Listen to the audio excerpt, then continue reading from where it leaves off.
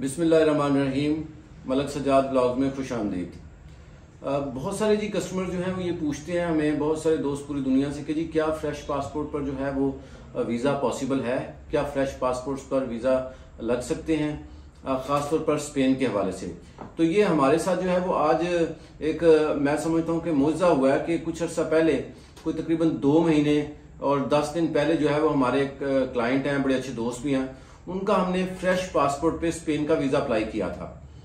जब हम normally visa apply कर रहे होते तो जाहिर सी बात है, पहले हम डॉक्यूमेंटेशन को जो है वो एग्जामिन करते हैं, फिर उसके बाद जो है वो हम कवर लेटर और बाकी चीज़ें बनाते हैं। जब भी कोई आप वीज़ा अप्लाई करते हैं तो उसमें जो कवर लेटर होता है ये मेन डॉक्यूमेंट्स होता है, जो सारी फाइल की जान होती है, क्योंकि जो भी आगे ऑफिसर होता है उसने आपका कवर लेटर पढ़ना होता है, और कवर लेटर पढ़ने के बाद उसने डिसीजन लेना होता है, डिसाइड करना होता है कि जनाब क्या इसको वीज़ा देना चाहिए या नहीं देना चाहिए, इसकी रिलायबिलिटी है नहीं है, इसका सोर्स ऑफ इनकम ठीक है नहीं है, या बाकी सारे लवाजमात को वो बाद में देखता है, पहले कवर लेटर जो है वो देखता है।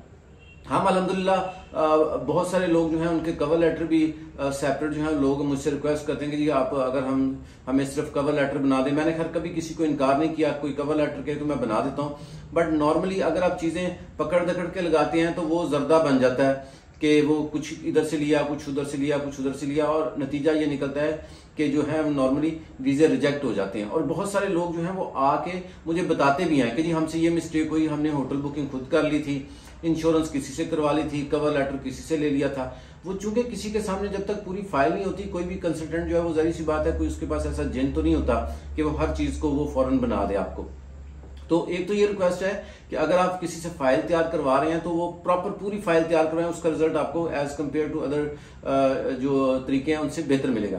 तो वो जो दोस्त हैं उनका हमने वीज़ा अप्लाई किया, उनका हमने बहुत अच्छा एक कवर लेटर तैयार किया, उनका प्रॉपर हमने प्लान दिया, और प्लान दे के बैंक स्टेटमेंट उनकी माशाल्लाह काफ़ी बेहतर थी, ट्रैवल हिस्ट्री कोई नहीं थी, फ्रेश पासपोर्ट था, तो हमने अप्लाई किया। 2 महीने 10 दिन के बाद आज मुझे उनकी कॉल आई कि सजाद भाई मैं पासपोर्ट लेने आया था, मैंने आपको कल इसलिए नहीं बताया क्योंकि नॉर्मली जो है वो हम मायूस थे कि ये जो वीज़ा है वो नहीं लगेगा, क्योंकि फ्रेश के ऊपर जो इस वक्त जो सूरत हाल चल रही है रेशो बड़ी कम है। लेकिन हम बड़े सरप्राइज हुए कि जनाब अल्हम्दुलिल्लाह उनका वीज़ा लग गया। तो मुझे इस बात की बड़ी खुशी हुई। मैं आप लोगों को ये बताना चाहता हूँ कि अगर आपका पासपोर्ट फ्रेश है और आपकी डॉक्यूमेंट्स ठीक हैं, आपका कवर लेटर ठीक है, फाइल प्रॉपर बनी हुई है, तो आपके वीज़ा लगने के चांसेस बहुत ज़्यादा हैं। ऐसा नहीं है कि जी फ्रेश पासपोर्ट है तो आपका वीज़ा नहीं लगता। मेरे माजी में भी बहुत सारे एक्सपीरियंस रहे हैं, बहुत सारे दोस्तों के जो है हमने फ्रेश पासपोर्ट्स पे भी वीज़े लगाए हैं, दरमियान में कभी लगते भी हैं, कभी रिजेक्ट भी हो जाते हैं, लेकिन फ्रेश पासपोर्ट के ऊपर जो है वो भी वीज़े लग रहे हैं। आपको खास तौर पर स्पेन से हट के फिनलैंड हो गया, ऑस्ट्रेलिया हो गया, नीदरलैंड हो गया, ये जो कंट्रीज हैं इनकी वीज़ा रेशो जो है वो नॉर्मल बिल्कुल ठीक रहती है। तो अगर आप किसी से भी प्रॉपर फाइल तैयार करवा के वीज़ा अप्लाई करें तो मुझे यकीन है कि इंशाअल्लाह ताला आपका वीज़ा ज़रूर लगेगा।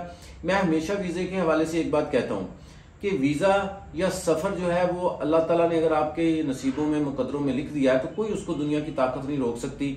मैं हूँ, आप हैं या कोई भी है, अगर हमारे मुकद्दर में वो सफर नहीं है तो हम जितनी मर्जी कोशिश कर लें, लोग एयरपोर्टों से वापस आ जाते हैं, लोग वहां दूसरे एयरपोर्ट से डिपोर्ट हो जाते हैं, पाकिस्तान से कभी कभी किसी ना किसी वजह से नहीं जा पाते। लास्ट न्यू ईयर के ऊपर आप यकीन करें कि मैं 2 मरतबा एयरपोर्ट से वापस गया हूं, कोई ना कोई ऐसी फैमिली प्रॉब्लम होगी कि 2 मरतबा एयरपोर्ट से वापस आया जब मैं स्पेन गया था, और तीसरी मरतबा जो है वो मैं 3 घंटे जहाज में बैठा रहा, और 3 घंटे के बाद उन्होंने कहा कि जनाब जो है वो वेदर ठीक नहीं है तो हम आप उतर जाएं और कल दोबारा आए। तो मैं तकरीबन चौथी बार जो है वो यूरोप गया, यानी 3 दफा मैं आया, एयरपोर्ट से वापस गया, और चौथी मरतबा अल्हम्दुलिल्लाह मैं दोबारा यूरोप गया। बात करने का मकसद ये कि जब तक अल्लाह को मंजूर नहीं है तब तक आप सफर नहीं कर सकते, तब तक वीजा नहीं मिल सकता। इसलिए डॉक्यूमेंट्स के साथ साथ आपको अल्लाह के ऊपर भी पूरा यकीन होना चाहिए, क्योंकि हमारे ज्यादा लोगों का जो मकसद होता है वो अपने घर बार, फैमिली, बच्चों के लिए कमाने के लिए होता है, रोजगार के सिलसिले में हमने जाना होता है। तो रोजगार जो है वो अल्लाह ने जो रिस्क अल्लाह ने मुकद्दर में लिख दिया, उसको मैं या दुनिया की कोई ताकत आपके रिस्क को रोक नहीं सकती। ये अल्लाह ताला का वादा है। रिस्क जो है अल्लाह ताला फरमाते हैं कि वो जिसका चाहता है अल्लाह उसका रिस्क जो है वो कुशादा कर देता है, जिसका अल्लाह चाहता है उसका तंग कर देता है। रोजे की हालत में मैं आपको बता रहा हूँ जो रिस्क की कुशादगी है ये अल्लाह ताला की मर्जी से है, ये किसी इंसान की अपनी कोई बहुत बड़ी एफर्ट्स नहीं है। हम लोग यकीनन मेहनत करते हैं, सारा कुछ करते हैं, मेहनत तो शर्त है किसी भी काम के लिए, लेकिन जो रिस्क है, सफर है, बरकत है, ये अल्लाह ताला की मेहरबानी हो तो तभी ये चीजें नसीब होती हैं।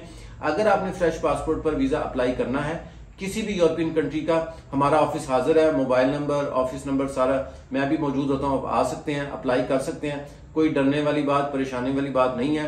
जब तक आप जिंदगी में रिस्क नहीं लेंगे तब तक कुछ नहीं होगा। अगर बाहर बैठ के सोचते रहेंगे मैं ऐसे कर लूं, मैं वैसे कर लूं, ये करूं, ये ना करूं, उसका कोई फायदा नहीं है। मैदान में उतरे, पता चल जाएगा या जीत होगी या हार होगी। अगर हार होगी तो हम सीख जाएंगे, अगली दफा उसको जरा बेहतर कर लेंगे।